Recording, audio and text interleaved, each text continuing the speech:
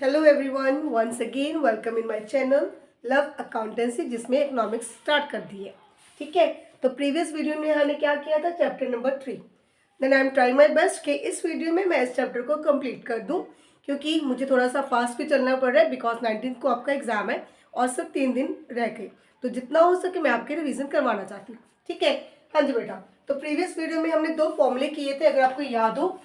Gross minus depreciation is equal to net, gross investment minus depreciation is equal to net investment. और second क्या किया था, domestic income plus net factor income from abroad is equal to national income.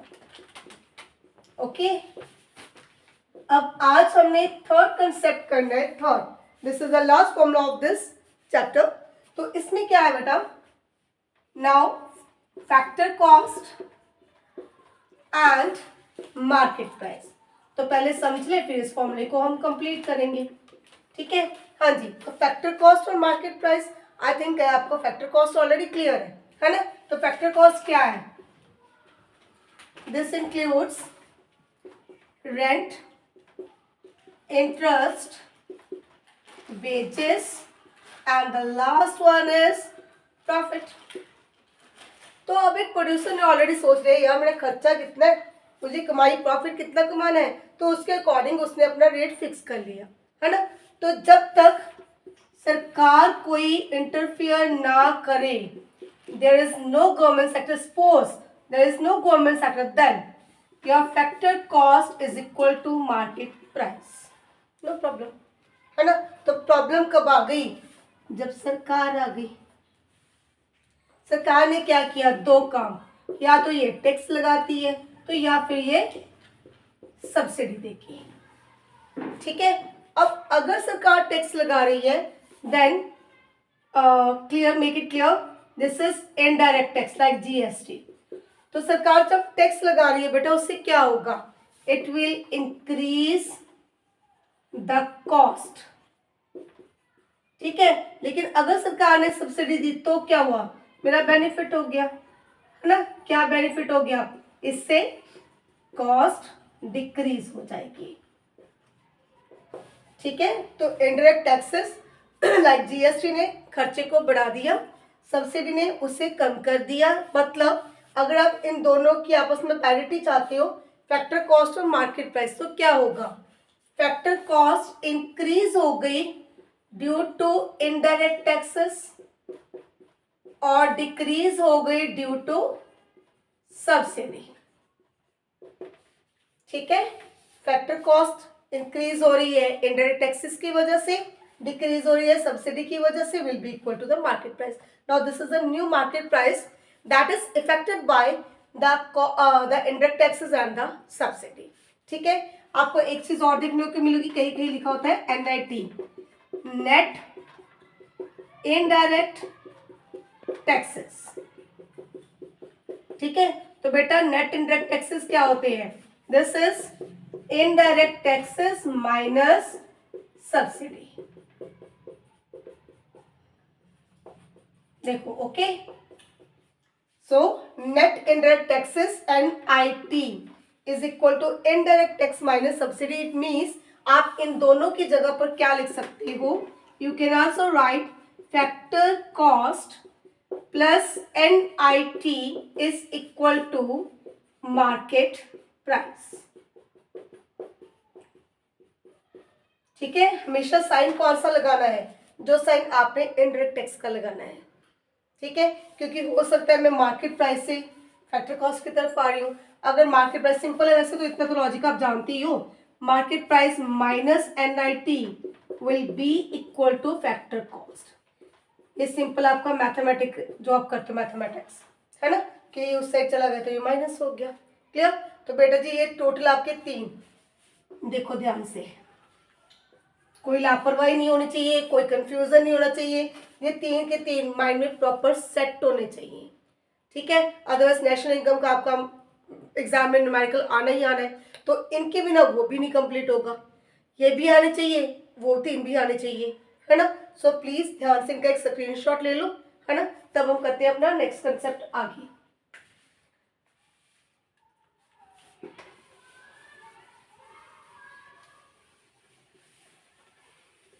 हाँ जी, 3 फॉर्मूले का इनका हो गया स्क्रीनशॉट। अब आगे हम क्या करने जा रहे हैं, चलो मैं ब्लैक बोर्ड पर एज इट इज इनको रख देती हूँ। नेक्स्ट हम करने जा रहे हैं हमारे एग्रीगेट्स। तो वो एग्रीगेट्स जो आपने फॉर्मूले किए हैं अभी, है ना, तो उनके अकॉर्डिंग हमने क्या वर्ड्स किए हैं, gross, net, domestic, national, factor cost, market price. ठीक है, तो इनके अकॉर्डिंग आपके जो एग्रीगेट्स हैं, GDP, NDP, GNP, NNP, again GDP, NDP, GNP, NNP. GDP at factor cost, NDP at factor cost, GNP at factor cost, and NP at factor cost. GDP at market price, NDP at market price, GNP and NP at market price. ठीक है, तो ये 8 aggregates हैं, है ना। Full form, पहला G gross, कहीं पर भी पहला G gross, N net. So your first alphabet of all the 8 aggregates, it will be either gross or net. Second, D domestic, N national. So the second alphabet, it will be domestic income or national income. P means product. Okay, and the last one, this is factor cost and the market price, है ना। तो अब आपको इसको define करना है, very simple. देखो क्या है ये, gross domestic production at factor cost. बेटा नाम में ही डेफिनेशन छुपी है, ठीक है। तो क्या बोल रहे हैं ये बोल रहे हैं कि जो जीडीपी एट फैक्टर कॉस्ट है वो क्या है, that is a domestic production of all the final goods. ठीक है, क्लियर है। तो डोमेस्टिक प्रोडक्शन कब होगी, जब हमारी डोमेस्टिक टेरिटरी के अंदर होगी, है ना। तो domestic production with in the domestic territory eight factor cost including depreciation, ठीक है। अगर आप इसमें से एक दो भी डेफिनेशन याद कर लो, फॉर्मूले आपके सामने है, अकॉर्डिंगली आप डिफाइन कर सकते हो, है ना। मान लो आपने इसकी डेफिनेशन याद कर ली, जीडीपी क्या है, this is the domestic production within the domestic territory of a country at factor cost including depreciation. ठीक है, अब क्वेश्चन आया एनडीपी, तो क्या करोगे आप, इसमें इंक्लूडिंग है, इसमें एक्सक्लूडिंग डेप्रिसिएशन। तो आप जीडीपी को डिफाइन करके, वैसे तो डेफिनेशन देखो आएगी नहीं एग्जाम में, बहुत रेयर है ना, चलो फिर भी ये लो, आपने जीडीपी की डेफिनेशन लिख दी, फॉर्मूला लिखा, आपकी एनडीपी क्लियर होगी क्या होती है, वेरी सिंपल। तो प्लीज इनको रट्टे लगाने में इतना टाइम वेस्ट मत करना, ठीक है। तो इनकी डेफिनेशन बहुत रेयर है, आ गई तो एक याद कर लो, कुछ भी और आ जाता है, जैसे एनएलपी आ गया, तो यहाँ से यहाँ तक कैसे पहुंचेंगे वो बता दो ये फॉर्मूले यूज करके, ठीक है, क्लियर। वैसे मैं करवाऊंगी प्रैक्टिस, एक बार यही बता दूँ आपको। चलो इसके बाद ये कंसेप्ट भी हो गया आपका। नेक्स्ट क्या है, नेक्स्ट है बेटा जी real GDP and nominal GDP. This is very important concept, इसको ध्यान से सुन लेना। Real and nominal GDP आपको ऑलरेडी क्लियर है, domestic production with in the domestic territory. तो ये वर्ड्स क्या है, तो GDP at constant prices, that is real. Again GDP at current prices, that is nominal. अब क्या मतलब है इसका, देखो कोई भी चीज की प्रोडक्शन लगा लो, मान लो मैं एग्जांपल ले रही हूँ ब्रेड के पैकेट की, अ पैकेट ऑफ ब्रेड, ठीक है। जब मैं आपकी एज में थी तब एक पैकेट हमें मिलता था ₹13 का, आज इसकी कीमत क्या है, दैट इज एट ₹45।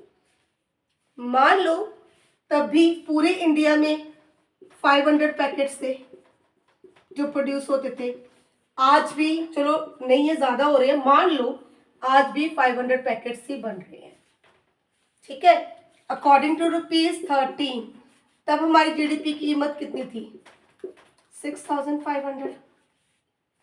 ठीक है, अकॉर्डिंग टू ₹13 पर पीस 500 पैकेट्स हम प्रोड्यूस कर रहे थे, तो हमारी कॉस्ट कितनी होगी? 6,500। ठीक है, तो अब अकॉर्डिंग टू ₹45, अब इसकी कॉस्ट कितनी होगी? 22,500 रुपीज। ठीक है,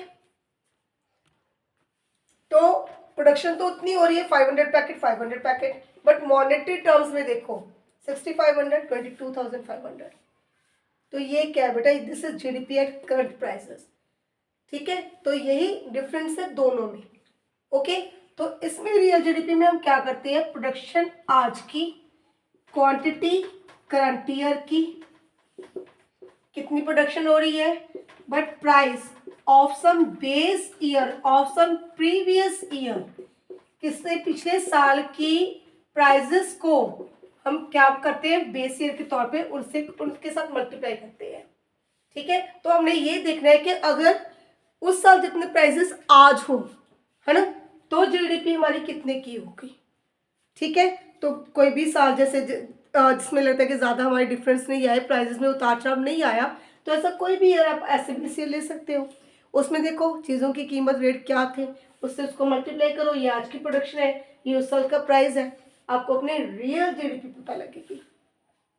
तो इससे ये क्लैरिटी होती है कि वाकई प्रोडक्शन कितनी इंक्रीज हुई। प्राइजेस को एक तरफ रख के, उनको इग्नोर करके, what is the change, what is the increase in the production, in the quantity. ठीक है, बट यहाँ क्या हुआ? ये हो गया बेटा जी हमको मनी इल्यूजन। ठीक है, वहम हो गया कि हमारी तो जीडीपी इंक्रीज हो गई। हुआ क्या? हुआ इन्फ्लेशन, महंगाई हुई, रेट बढ़े, प्रोडक्शन नहीं बढ़ी। ठीक है, बट एक बात और याद रखना, जरूरी नहीं है कि अकेले प्राइसेस बढ़े, मे बी क्वांटिटी भी इंक्रीज हो सके, इट कैन बी 600 ईयर, दोनों पॉसिबल है, क्वांटिटी भी प्राइस भी। लेकिन अगर आपके पास नॉमिनल जीडीपी गिवन है तो आप क्लियरली ये नहीं बता सकते कि आपकी क्वांटिटी कितनी इंक्रीज हुई, जीडीपी कितनी इंक्रीज हुई। ठीक है, मे बी इसमें पैसे की वैल्यू ज़्यादा हो, बढ़ी हुई, क्वांटिटी थोड़ी सी हो, है ना। तो अगर आप बात करो वेलफेयर की, हमारा बेनिफिट किस चीज़ में है? बेनिफिट है बेटा जी हमारा रियल जीडीपी में। ठीक है, पर हेड हमारी क्वांटिटी, अब परिवार की एग्जांपल लो, एक फैमिली है, उसमें अगर क्वांटिटी इंक्रीज होगी तो बेनिफिट होगा ना। तो देश में भी अगर जीडीपी इंक्रीज होगी, क्वांटिटी इंक्रीज होगी, देश को फायदा तब होगा, है ना। तो हमारा वेलफेयर जुड़ा है रियल जीडीपी के साथ। ठीक है, this is GDP at constant base year prices. Okay, but this is GDP at the current year prices. आज का रेट, आज की क्वांटिटी, आज का रेट, आज की क्वांटिटी, ओके है। प्रीवियस ईयर का रेट, आज की quantity, this is the real GDP. Okay है काम, ये हो गया बेटा डिफरेंस दोनों का। ओके, अब जो लास्ट रह गया that is the limitations of GDP. Okay, yes, the last topic is limitations, और नेक्स्ट वीडियो में इसके न्यूमेरिकल करेंगे and your chapter will be complete. ठीक है, तो लिमिटेशंस क्या है? जीडीपी की भी लिमिटेशंस हो सकती है, यस हो सकती है। ठीक है, तो इसके लिमिटेशंस क्या है? First of all distribution of income. अब आप कंपैरिजन करो 47 में। ठीक है, 47 भी छोड़ो, अपनी दादी से पूछ के देखो, अपनी मम्मा से पूछ के देखो कि उस टाइम प्रोडक्शन कितनी थी और आज आपके टाइम पर कितनी हो रही है। ठीक है, you will find a lot of difference. ठीक, आपके दादी के टाइम पर